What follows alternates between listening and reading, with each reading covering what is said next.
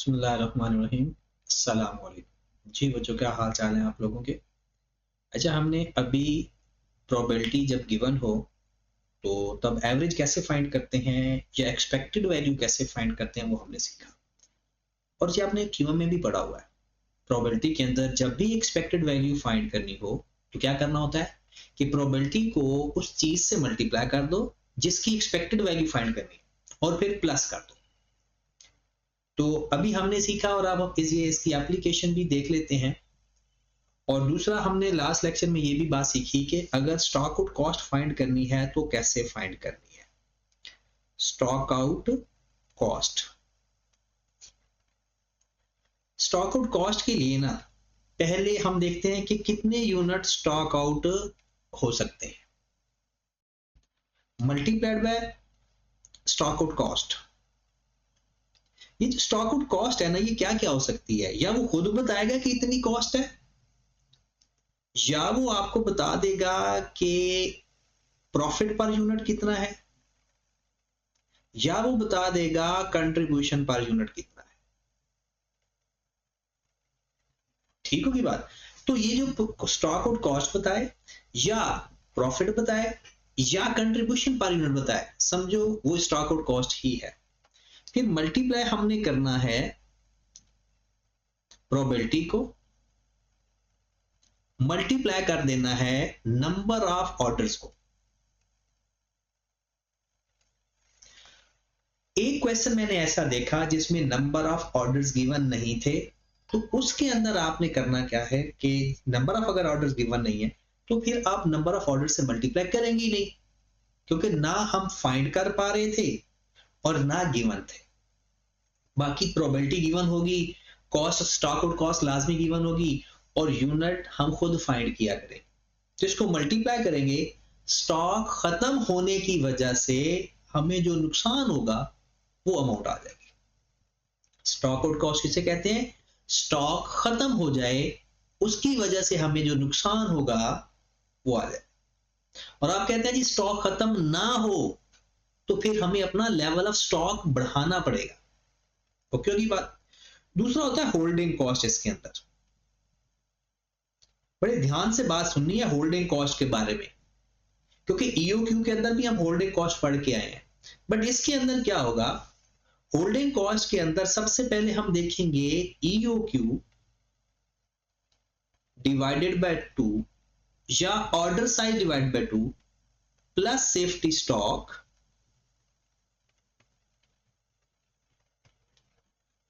Multiplied by holding cost per unit multiplied by probability. लेकिन इसके अंदर बड़ी इंटरेस्टिंग बात मैं आपको बताऊं कि प्रोबेबिलिटी वाले क्वेश्चन के अंदर वो ईओक्यू डिवाइडेड बाय 2 कभी एक सवाल के अंदर उसने लिया हुआ है और बाकी किसी भी सवाल के अंदर इसको नहीं लिया हुआ। वो डायरेक्ट सेफ्टी स्टॉक को मल्टीप्लाई कर देते, कहते भाई स्टॉक आउट तो तब होगा ना एवरेज लेवल से ऊपर वाला स्टॉक सेफ्टी स्टॉक होता है, यानी मैक्सिमम माइनस एवरेज, एवरेज से निकाल के, एवरेज निकालने के बाद जो उससे ज्यादा स्टॉक हम रखते हैं उसे हम कहते हैं भाई ये दुख सुख के लिए है कि अगर ज्यादा डिमांड आ जाए तो तब ये स्टॉक काम आएगा। तो वो इन क्वेश्चंस के अंदर ईओक्यू को कभी इस्तेमाल कर लेता है, कभी इस्तेमाल नहीं करता। तो आप भी जो मर्जी कर लो, मैं अगर आपको ये जरूर बताऊंगा कि किस किस क्वेश्चन में उसने ईओक्यू डिवाइड बाय 2 लिया हुआ है और किस क्वेश्चन में नहीं लिया हुआ। अब इसके ना लेने का फायदा क्या होगा, हमारी वर्किंग कम हो जाएगी, हमारा सवाल जल्दी हो जाएगा, बस। इसके अलावा इसको छोड़ने का कोई फायदा नहीं है। दूसरा, एक कुछ क्वेश्चंस के अंदर वो होल्डिंग कॉस्ट को प्रोबेबिलिटी से मल्टीप्लाई करता है और कुछ क्वेश्चन में नहीं करता। तो आप इसमें भी आप अपना काम कर सकते हो कि मैंने कुछ क्वेश्चन ऐसे देखे हैं कि जिसमें उसने प्रोबेबिलिटी से मल्टीप्लाई नहीं किया और कुछ क्वेश्चन में किया हुआ है। ऐसा क्यों होता है? देखिए, एग्जामिनर हर दफा चेंज हो जाता है, तो जब भी एक नया एग्जामिनर आता है वो किसी मुल्क से किसी भी बुक से जाकर किसी मुल्क की बुक से जाकर सवाल उठाता है, तो क्योंकि कॉस्ट अकाउंटिंग सारी की सारी अजम्पशन बेस्ड के ऊपर होती है और खुद जजमेंटल बेस पे होती है, तो कभी वो जिस बुक से सवाल उठाते हैं ना, फिर उसके हिसाब से फिर हल कर देते हैं, जैसे वहां का सजेस्टेड आंसर लिखा होता है। तो आप परेशान नहीं होना, लेकिन उसके पास ये सॉल्यूशंस भी होते हैं। ये ना कहें कि जो अगर हमने ये क्यों लिया और वो कहीं गलत ना कर दे, ऐसा कभी नहीं होगा। ठीक है, तो अगर मैं या लिख देता हूं यहां पर, आप सिंपल भी फार्मूला लगा सकते हो, safety stock multiplied by holding cost multiplied by probability. ऐसा भी आप कर सकते हो कि ईओक्यू या तो हर फार्मूले में ले लो या फिर सब में छोड़ दो, क्योंकि ये 3-4 वर्किंग बनेगी, या 3-4 हर वर्किंग में ईओक्यू डिवाइड बाय 2 लो, या फिर सब में ही छोड़ दो। सब में छोड़ने से वर्किंग हमारी थोड़ी कम हो जाएगी, बाकी सवाल वैसे का वैसा एक जैसा ही रहेगा। Got it? हाँ, प्रोबेबिलिटी का इशू है कि कुछ क्वेश्चन में मैंने देखा है कि उसने प्रोबेबिलिटी से मल्टीप्लाई नहीं किया हुआ, लेकिन प्रोबेबिलिटी से क्योंकि चांस है ना, तो हम प्रोबेबिलिटी से मल्टीप्लाई कर दिया करें। ठीक है, चलिए जी क्वेश्चन निकालते हैं फिर हम। क्वेश्चन नंबर है हमारे पास क्वेश्चन नंबर 9। लेकिन यहां से आप देखें स्प्रिंग 2022 में ये क्वेश्चन आया हुआ है, 8 नंबर का ये क्वेश्चन था। लिखता है suggest which of the following reorder level would be financially beneficial. किस रीऑर्डर लेवल पे, मतलब कितना स्टॉक लेवल रह जाएगा कि हम नया ऑर्डर कर देंगे। ये क्यों इंपॉर्टेंट है कि हमारी स्टॉक आउट कॉस्ट भी बच जाए और हमें होल्डिंग कॉस्ट भी कम पड़े। ईओक्यू के अंदर होल्डिंग कॉस्ट और ऑर्डरिंग कॉस्ट का कंपैरिजन होता था, लेकिन इस तरह के क्वेश्चंस के अंदर स्टॉक आउट कॉस्ट और होल्डिंग कॉस्ट का मसला। कहते हैं क्या रीऑर्डर लेवल हो, रीऑर्डर लेवल वाले सवाल तो आपने कर लिए ना, क्या रीऑर्डर लेवल हो, क्या आपको बेनिफिट हो, कितना एवरेज डिमांड होना चाहिए कि जितना लीड टाइम में एवरेजली हम डिमांड करते हैं, या 1600 केजी होना चाहिए। हम दोनों की कॉस्ट फाइंड कर लेंगे, जिस पे हमें कम कॉस्ट पड़ेगी वो हमारा आंसर होगा। अब देखते हैं, निजेरिया limited is involve in trading of the consumer goods, it purchases one of its product silver from local supplier in batches. वो कहता है कि जनाब ये 3000 में बनवाता है, जो कि उसका ईओक्यू है, यानी एक ऑर्डर का साइज 3000 केजी है। कहते हैं एनसी रिसीव डिलीवरी इन 2 वीक्स।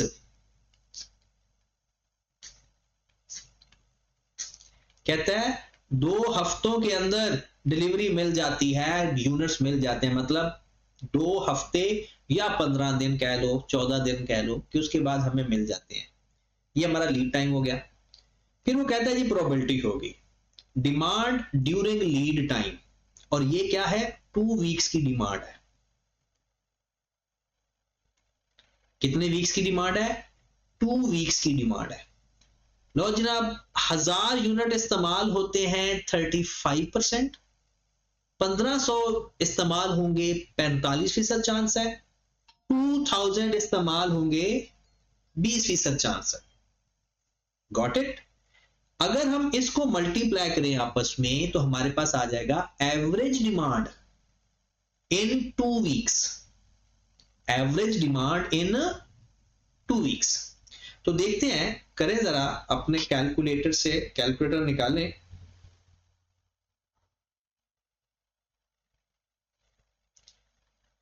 हाँ जी जनाब,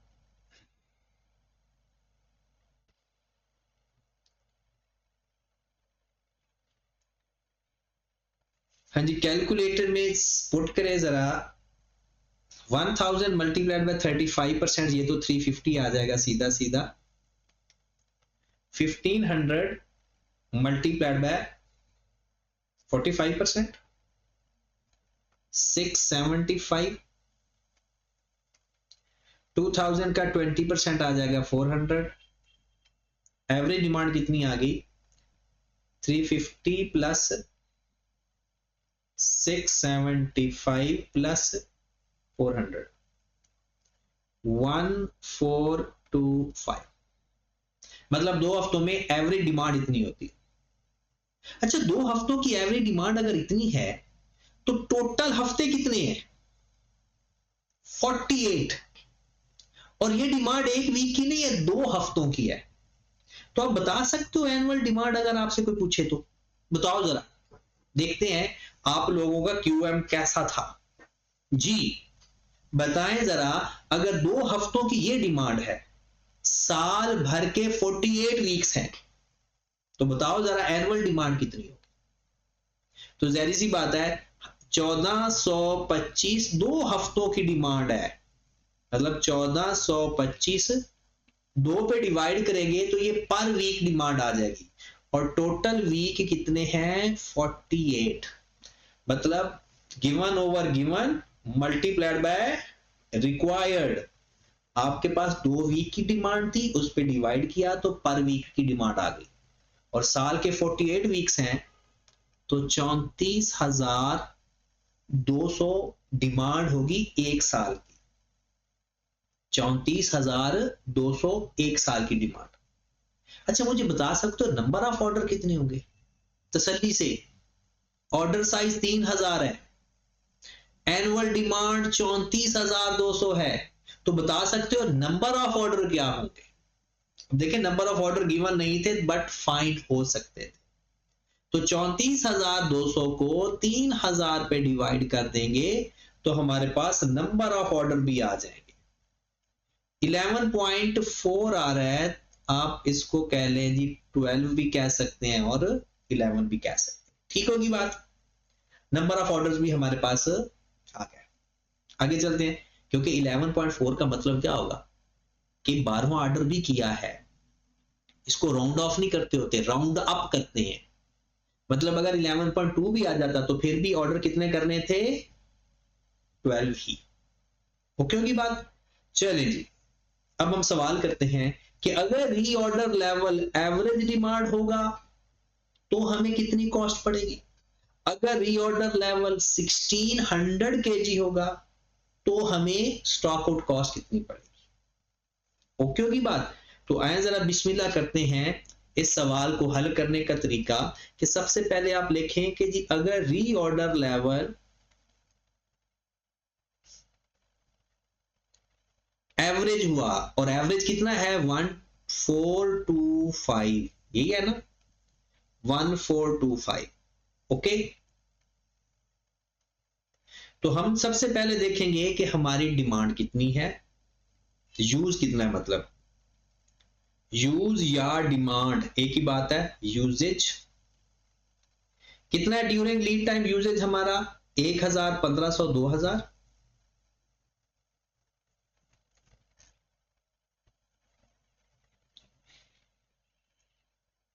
इसको कह देते हैं ए, 1000, 1500, 2000। प्रोबेबिलिटी इसको कह देते हैं बी। प्रोबेबिलिटी कितनी गिवन है जनाब? 50%, 50% है ना, सॉरी 35%, 35%। फिर 1500 का 45 और 20%। ठीक होगी बात? चलें जी, उसके बाद हम आ जाते हैं स्टॉक आउट।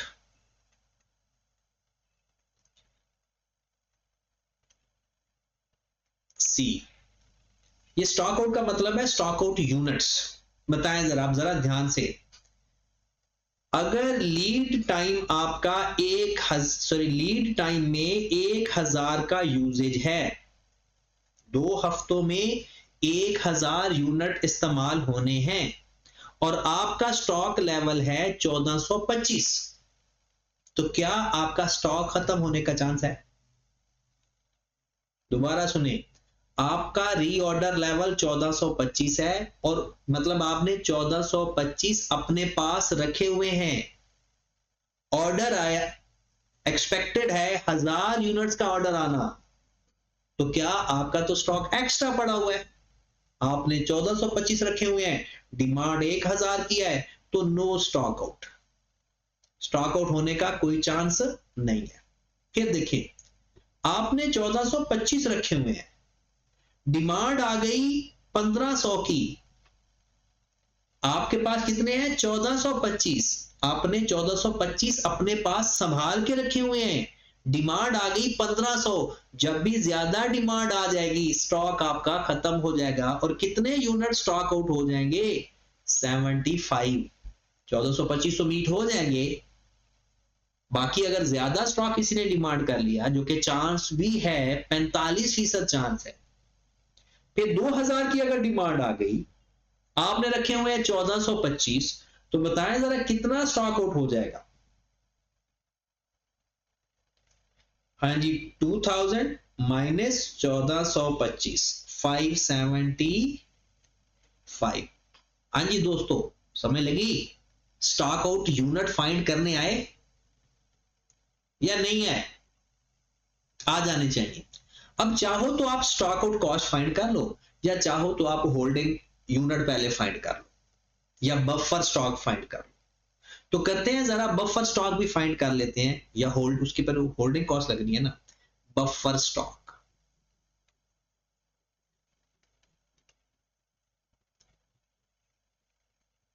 इसको कह लेते हैं डी, ये कॉलम का नाम इसलिए लिख रहा हूं कि जब मैं इसको मल्टीप्लाई करवाऊंगा ना तो आपको बता दूंगा कि इस कॉलम को मल्टीप्लाई करो। बफर स्टॉक का मतलब होता है जो आपने अपनी डिमांड से ज्यादा रखा हुआ, और ये हमेशा तब हुआ करेगा जब आपका स्टॉक आउट नहीं होगा। जब स्टॉक आउट होगा तो इसका मतलब है बफर स्टॉक नहीं है, अगर बफर स्टॉक पड़ा होता आपके पास, इसका मतलब होता है अपनी डिमांड से नॉर्मल इस्तेमाल से ज्यादा स्टॉक। आपका नॉर्मल यूजेज 1500 और 2000 था, आपने रखा हुआ था 1425, यहां तो स्टॉक खत्म होने का चांस है। बफर स्टॉक तो वो होता है जो अपने खत्म ना हो बल्कि नॉर्मल इस्तेमाल से ज्यादा स्टॉक अपने पास रखा हो। जैसे यहां पर देखें 1000 नॉर्मल इस्तेमाल की प्रोबेबिलिटी, लेकिन आपने रखा हुआ था 1425, तो 425 आपने अपने नॉर्मल इस्तेमाल से ज्यादा रखा हुआ है। समझ लगी लॉजिक, सवाल समझो हो गया। जो बंदा ये दो कॉलम बना लेता है स्टॉक आउट के और बफर स्टॉक के, उसकी जिंदगी आसान हो जाती है, और अल्हम्दुलिल्लाह हमने आप लोगों की जिंदगी आसान कर दी। क्या करना है दोबारा बताऊं, आपने करना क्या है कि अपना रीऑर्डर लेवल देखना है और अपना इस्तेमाल देखना, ठीक है। अब सिंपल तो मल्टीप्लाई करना है ना, अब हमने फाइंड करना है एक stock out cost, stock out cost, क्योंकि पहले स्टॉक आउट यूनिट फाइंड किए हैं, स्टॉक आउट कॉस्ट किस तरह से फाइंड होगी, इसका नाम रख लें ई। किस तरह से फाइंड होगी मेरे भाई, स्टॉक आउट कितने हैं सी, प्रोबेबिलिटी कितनी है बी, और स्टॉक आउट कॉस्ट कितनी है, यहां पर आए, एनुअल होल्डिंग कॉस्ट है 25 रुपए और कंट्रीब्यूशन मार्जिन है 10 रुपए, तो स्टॉक आउट कॉस्ट क्या हुई 10 रुपए। तो आए जरा किससे मल्टीप्लाई करना है, एक तो मल्टीप्लाई करना है बी को, मल्टीप्लाई करना है सी को, मल्टीप्लाई करना है 10, मल्टीप्लाई करना है 12। ये 12 क्या है बता, नंबर ऑफ ऑर्डर्स। तो करें जरा B multiplied by C multiplied by 10 multiplied by 12, तो हमारे पास स्टॉक आउट कॉस्ट आ जाएगी। सबसे पहले तो यहां पर स्टॉक आउट हो गई ही नहीं, भला क्यों, क्योंकि स्टॉक आउट है ही नहीं, तो स्टॉक आउट कॉस्ट क्यों पड़ेगी, सी नहीं है। फिर आ जाएगी जनाब 45% multiplied by 75 multiplied by 10 multiplied by 12, 4050 4050, got it. उसके बाद 0.2 multiplied by 575 multiplied by 10 multiplied by 12, 13,800। लो मेरे भाई ये स्टॉक आउट कॉस्ट आ गई। और टोटल करना चाहो कि इस लेवल पे आपको स्टॉक आउट कॉस्ट कितनी पड़ रही है, तो आप प्लस कर दो इसके अंदर 4050 17850, इतनी स्टॉक आउट कॉस्ट आपको पड़ जाएगी अगर आप 1425 का स्टॉक लेवल मेंटेन करते हो। आगे चलते हैं होल्डिंग कॉस्ट की तरफ। होल्डिंग कॉस्ट, अब होल्डिंग कॉस्ट ईओक्यू वाली लेनी है या ईओक्यू के बगैर? आई कैप ने क्या ली इस सवाल के अंदर? ईओक्यू के बगैर। इस सवाल के अंदर आई कैप ने ईओक्यू वाली स्टॉक कॉस्ट नहीं मिलके बफर स्टॉक को डायरेक्ट मल्टीप्लाई किया। तो इसका नाम हम रख लेते ई के बाद एफ। किसको मल्टीप्लाई करेंगे? Buffer stock D multiplied by holding cost per unit 25 रुपए मल्टीप्लाइड बाय प्रोबेबिलिटी। प्रोबेबिलिटी का कॉलम कौन सा है? बी। तो B multiplied by D multiplied by 25। अब इसमें मैंने EOQ डिवाइडेड बाय 2 नहीं लिखा, अगर लिखता तो भी सवाल आपका हो जाना था। EOQ divided by 2 plus D ऐसे करके लिखता, लेकिन फिर हमें करना क्या पड़ना था? फिर जब स्टॉक आउट कॉस्ट होती है ना, स्टॉक आउट कॉस्ट में EOQ तो तब भी होता है, नॉर्मल लेवल तब भी होता है। इसलिए बेहतर है हम ये फॉर्मेट ज्यादा रखेंगे, ये ज्यादा आसान है। हाँ जी बताएं जनाब। होल्डिंग कॉस्ट तब होगी जब बफर स्टॉक होगा। होल्डिंग कॉस्ट तब होगी जब बफर स्टॉक हो। तो करें जरा 0.35 multiplied by 425 multiplied by 25। 0.35 multiplied by 425 multiplied by 25 कितना आ गया हमारे पास? 3719 कर लो, 3719। यहां पर हमें कोई एक्स्ट्रा होल्डिंग कॉस्ट नहीं आ रही, नॉन वो ईओक्यू वाली आएगी, लेकिन हमने तो बफर स्टॉक रखा ही नहीं हुआ, एक्स्ट्रा स्टॉक तो मेंटेन किया ही नहीं हुआ। तो हमारे पास 3719 होल्डिंग कॉस्ट आ गई। अब चाहो तो यहां पर टोटल का कॉलम बना लो, और चाहो तो सिंपल इन दोनों को प्लस कर लो, आपके पास टोटल कॉस्ट आ जाएगी। ये टोटल का कॉलम कैसे बनेगा? E प्लस 3719 4050 13,800 प्लस कर देंगे तो ये इन दोनों को प्लस कर दो, ऊपर प्लस कर दो। ये दोनों कॉलम का टोटल करना भी जरूरी नहीं था। 3719 प्लस 4050 प्लस 13,800 21569। Got it? लो मेरे भाई, अगर आपका स्टॉक लेवल 1425 मतलब एवरेज होता तो आपकी ये कॉस्ट आती। अब आप वीडियो स्टॉप करके रीऑर्डर लेवल 1600 के ऊपर ये काम करें। मैं तो सवाल करने लगा हूं ना, बट आपने क्या करना है, इसको स्टॉप करें और 1400 रीऑर्डर लेवल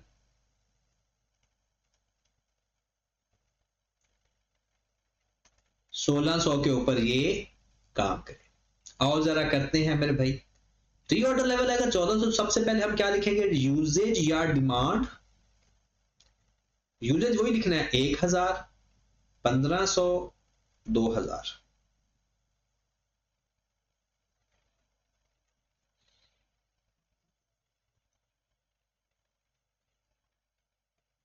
फिर उसके बाद प्रोबेबिलिटी है 35%, 45%, 20%।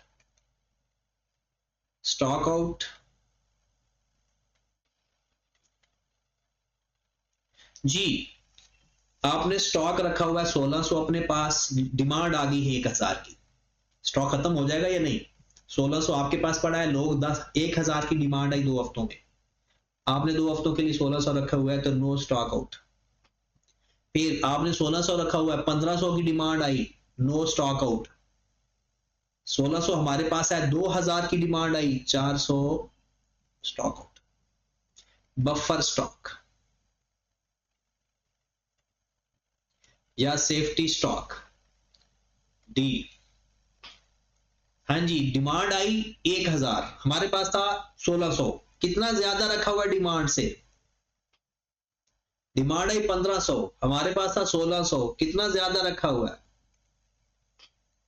क्योंकि जब स्टॉक आउट होता है ना, फिर बफर स्टॉक नहीं होता, क्योंकि बफर का मतलब ये है कि एक्स्ट्रा को कवर करना। तो अगर स्टॉक खत्म हो गया तो मेरे कवर तो ना हुआ ना। आगे बस वही काम, स्टॉक आउट कॉस्ट फाइंड कर ले पहले, या holding cost. Stock out cost, stock out cost किसको मल्टीप्लाई करना है जनाब? डी के बाद ई। किस को मल्टीप्लाई करोगे भैया? करो जरा, डी को। प्रोबेबिलिटी हो गई, स्टॉक आउट हो गया, पर ऑर्डर स्टॉक आउट कितना है? 10 रुपए था। हाँ जी 10 रुपए ही है। और नंबर ऑफ ऑर्डर्स कितने हैं? 12। जी मेरे भाई करो जरा क्वेश्चन ये अब। 0.35 मल्टीप्लाइड बाय सी है ही नहीं, बट ये तो आएगा ही नहीं ना, स्टॉक आउट तो है ही नहीं यार। जहां पर स्टॉक आउट हुआ ही नहीं तो वहां पर कॉस्ट नहीं आएगी। तो 0.2 multiplied by 400 multiplied by 10 multiplied by 12, 9600। उसके बाद होल्डिंग कॉस्ट,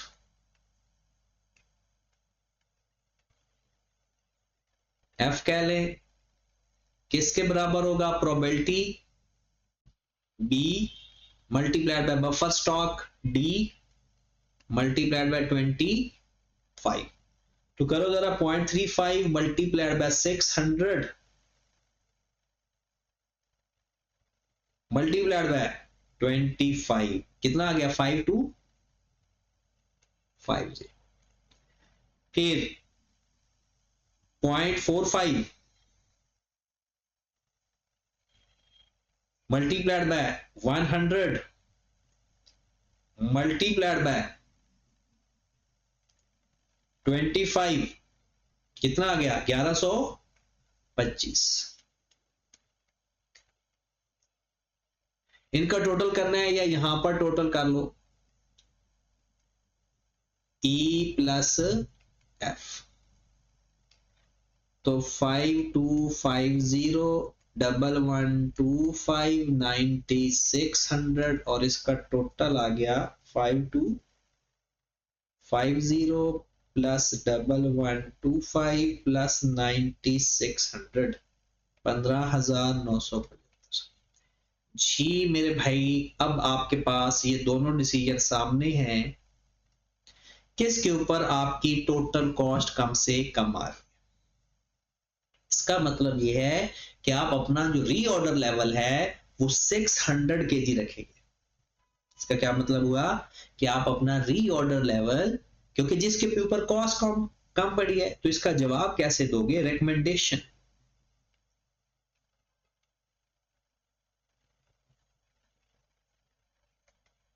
हम कहेंगे कि reorder level 1600 kg is more beneficial for Nigeria Limited because its total cost is less than the average demand. Okay होगी बात? समझ लगा? अब अगर किसी के पास, जैसी सी बात है, आप डिफरेंट प्लेटफॉर्म से बैठे हो तो आपके पास आई कैप के सॉल्यूशंस भी अवेलेबल हो। तो आई कैप के solutions different level, different years में डिफरेंट तरह से हल किए होते हैं, तो परेशान नहीं होना। ठीक होगी बात? तो आए जरा कुछ सवाल मैं आपको बताता हूं जो आपने करके फिर आगे बढ़ना है। ठीक है, तो क्वेश्चन देखें कौन कौन से आपने करने हैं इस लेक्चर के बाद। एक तो ये क्वेश्चन करना है आपने, क्वेश्चन नंबर है मेरे भाई इलस्ट्रेशन नंबर 7। इलस्ट्रेशन नंबर 7 जो भी इसकी गिवन है वो आपने करनी है। इलस्ट्रेशन नंबर 7 के बाद ये क्वेश्चन आपने एक करना है, क्वेश्चन नंबर 14 खान लिमिटेड, यानी ये है साल 2018। स्प्रिंग 2018 खान लिमिटेड वाला क्वेश्चन करना है। फिर उसके बाद ये 3 क्वेश्चन हो गए आपके, और उसके बाद आपने क्वेश्चन कर लेना है, आई थिंक बस यही क्वेश्चन है, ये 3, एक ये दोबारा कर लेना, ठीक है, एक ये क्वेश्चन दोबारा करना है, फिर खान लिमिटेड वाला करना है, और इलस्ट्रेशन नंबर 7, ये 3 क्वेश्चन करने हैं, एक ये है, ये और क्वेश्चन है, ठीक है। तो नेक्स्ट लेक्चर लेने से पहले ये क्वेश्चन आप कर लो, और फिर उसके बाद में ये इन क्वेश्चन को भी आपको डिस्कस कर दूंगा, ताकि आई कैप के सोल्यूशन के अलावा भी आपकी थोड़ा सा कॉन्फिडेंस बढ़ जाए। ठीक है मेरे भाई, अल्लाह हाफिज।